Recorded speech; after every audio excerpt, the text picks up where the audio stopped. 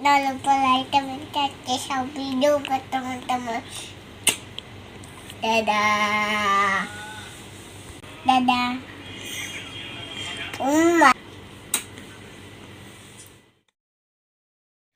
Halo, assalamualaikum mom. Welcome back to my YouTube channel. Hai mom, hai semua. Selamat datang lagi di YouTube channel aku, Eki Reski. Gimana kabar kalian hari ini mom? Semoga kalian semua selalu dalam keadaan sehat seperti aku dan juga keluarga aku di sini. Hari ini aku mau nge-share lagi tentang budgeting bulanan ala aku. Dan kalau kalian penasaran gimana cara aku mengelola keuangan keluarga aku, simak videonya sampai habis ya, dan jangan di skip-skip.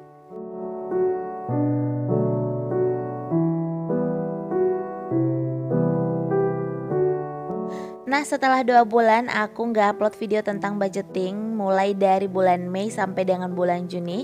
Akhirnya di bulan Juli ini aku mulai upload lagi tentang budgeting bulanan aku ya mom.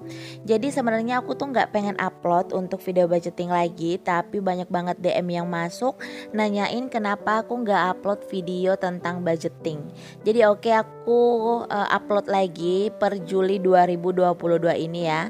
Nah, sebenarnya di bulan Mei sampai bulan Juni kemarin aku tetap budgeting, cuman gak aku videoin. Oke, karena alasan aku tuh gak upload soalnya gak ada perubahan dari budgeting aku di bulan-bulan sebelumnya. Tapi karena berhubung kalian nanyain terus, jadi ya udah aku upload lagi nih di bulan Juli ini. Sebelumnya aku juga mau disclaimer di sini, aku mau jelasin kalau aku sebenarnya bukan seorang ahli keuangan, melainkan hanya seorang ibu rumah tangga biasa yang terus-terus belajar untuk memperbaiki keuangan rumah tangga aku. Jadi kalau misalnya cara penulisan ataupun cara aku menjelaskan itu kurang menarik, ya mohon dimaafin aja ya mom.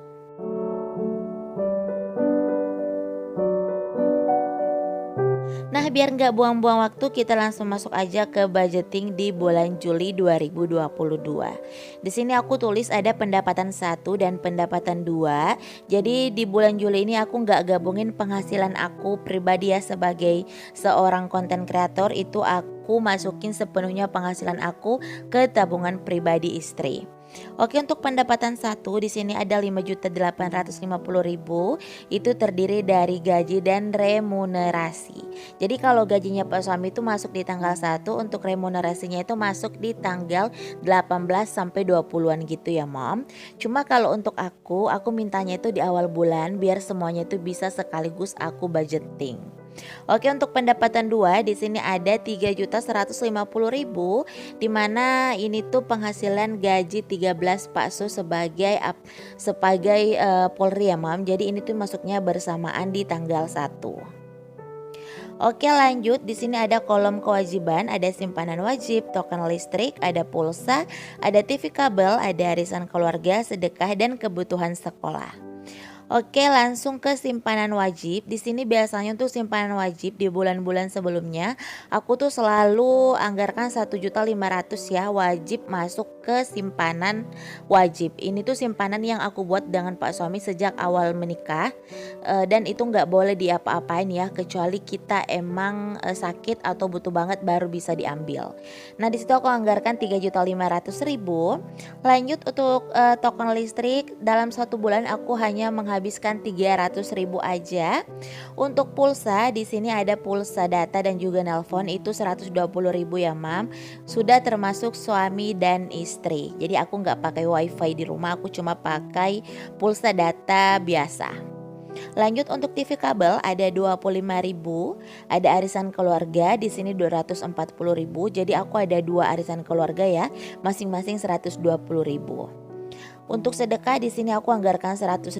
Balik lagi mam, kalau sedekah itu bukan tentang banyaknya, tapi tentang ikhlasnya. Jadi besar kecilnya itu hanya Allah yang bisa menilai ya mam. Jadi kita nggak bisa tentuin mau sedekah 1.000 rupiah, mau sedekah 20.000, 50.000. Yang penting kitanya ikhlas. Oke, lanjut, tadi ada belanja kebutuhan sekolah anak itu 150.000 ya. Jadi hanya meliputi untuk kebutuhan beli alat tulis ya mam, seperti pensil, buku gambar, kaos kaki anak itu aku anggarkan cuma 150.000. Jadi total di kewajiban ada 4.435.000.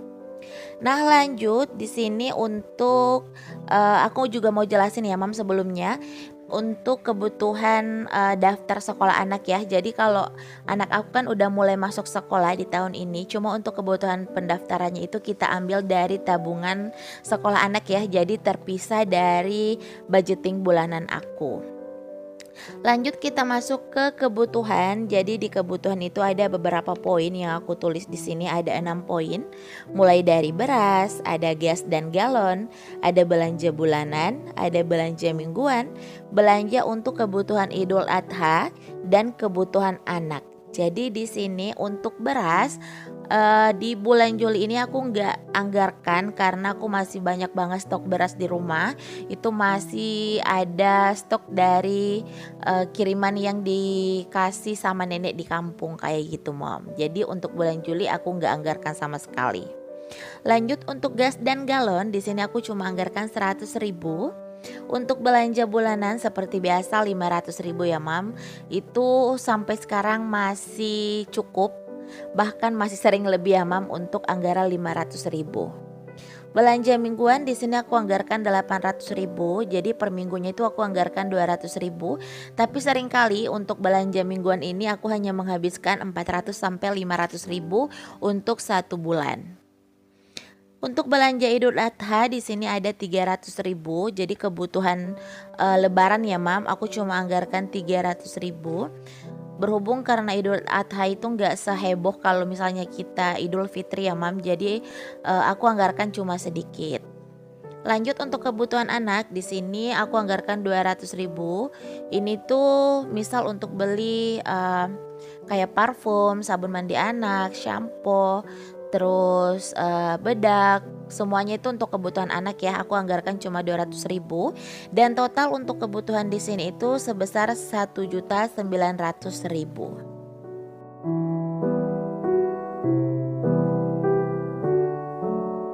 Sekarang masuk ke kebutuhan lain-lain. Jadi di kebutuhan lain-lain ini ada 5 poin yang aku anggarkan. Jadi ada skincare, ada uang saku ibu, uang saku Rasya, dana darurat, dan dana hiburan. Untuk skincare seperti biasa aku selalu anggarkan 450.000 aja ya mam. Itu udah mencakup semua kebutuhan skincare aku. Tapi untuk 1 bulan ini tuh gak sering habis ya. Pasti bakalan nyisa antara 100 sampai 150.000. Jadi kalau misalnya ada sisa, yaitu masuk ke tabungan pribadi aku. Lanjut untuk uang saku, di sini uang saku ibu itu 300.000, uang saku anak 300.000 ya. Jadi untuk uang saku anak di sini aku anggarkan 300.000 untuk 30 hari. Berhubung dalam 1 bulan itu nggak full ya buat sekolah, jadi pasti bakalan ada sisa dari anggaran yang aku anggarkan di sini mam. Dan kalau misalnya dihitung 300.000 dibagi 30 itu kan bakalan dapat 10.000 ya. Jadi untuk jajan anak aku tuh anggarannya 10.000 per hari. Nah itu aku bisa akalin, bisa dibeliin susu, terus ditambahin snack. Kadang juga aku bikin bekal dari rumah, seperti itu aja ya mam. Aku bakalan ganti biar anak aku tuh nggak bosan. Jadi aku selang-seling aja. Lanjut ke dana darurat, di sini 300.000. Jadi kalau untuk dana darurat biasanya itu aku tambahin dari anggaran atau sisaan dana dari bulan sebelumnya mam. Nah itu untuk dana tambahannya itu nggak menentu ya. Pokoknya tergantung berapa sisaan dana dari bulan sebelumnya, aku bakalan tambahin ke dana darurat. Jadi bukan full ya mam, semuanya itu 300.000 untuk dana darurat.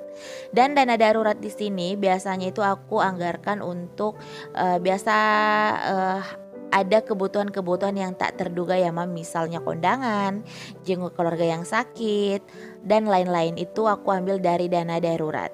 Kemudian dana hiburan di sini 350.000 itu biasanya kita pakai buat jalan-jalan ya, kayaknya misalnya itu kayak malam mingguan atau pengen makan di luar, itu kita ambil dari dana hiburan.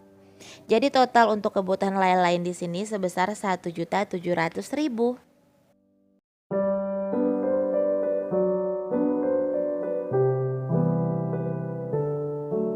Next, jadi total pengeluaran aku di bulan Juli itu sebesar 4.435.000 ditambah 1.900.000 ditambah 1.700.000, jadi total keseluruhan yaitu 8.035.000.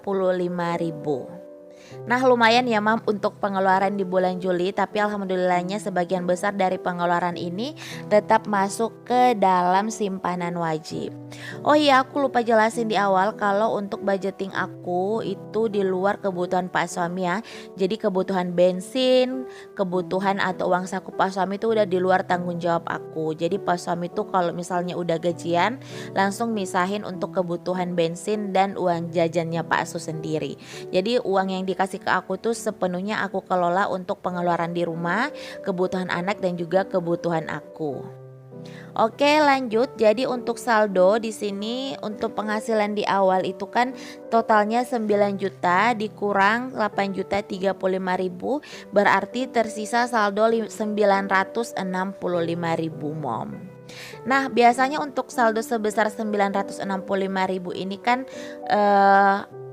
kita nggak tahu ya ini pengen dikemanakan. Alhamdulillahnya itu masih nyisa banyak. Jadi untuk saldo 965.000 ini akan aku masukkan ke tabungan pribadi dan juga dana darurat. Nah ini tuh dana darurat yang tadi aku maksud ya. Biasanya di akhir bulan seperti ini ada saldo yang tersisa. Jadi aku anggarkan sedikit untuk dana darurat di bulan depan. Jadi untuk tabungan pribadi di sini akan aku masukkan 800.000. Tabungan pribadi ini tuh tabungan pribadi istri ya. Jadi semua sisaan uang belanja dan anggaran-anggaran yang dikasih ke aku itu masuk ke dalam tabungan pribadi aku sendiri. Nah, untuk dana darurat di sini aku anggarkan 165.000. Jadi mam, di keluarga aku itu ada yang namanya tabungan wajib, itu tabungan bersama ya, yang tadi aku jelasin di awal. Itu untuk nominalnya aku dan Pak suami wajib tahu, tapi kalau untuk tabungan pribadi ada tabungan pribadi suami dan ada tabungan pribadi istri. Nah itu masing-masing nominalnya nggak ada yang tahu ya mam. Jadi tabungan pribadi aku sendiri yang tahu berapa jumlahnya, dan untuk tabungan pribadi Pak Su itu dia sendiri yang tahu jumlahnya. Nah biasanya kalau untuk tabungan pribadi suami aku, dia itu dapatnya dari pekerjaan tambahan di luar gaji dan penghasilan yang ada di kantor. Seperti itu mom.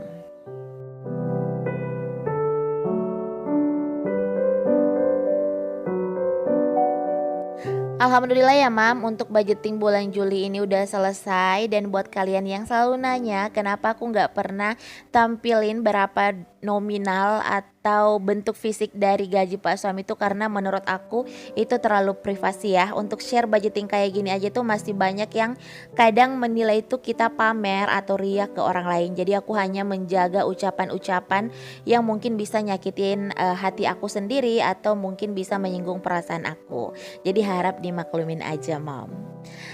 Oke mam, terima kasih udah nyimak video budgeting aku kali ini. Semoga video aku ini selalu bermanfaat dan juga menginspirasi. Jangan lupa like, komen, dan subscribe channel aku. Terus share ke semua sosial media yang kalian punya. Dan follow aku juga di Instagram di @kiriski93. Linknya ada di description box. Sampai jumpa di video aku selanjutnya.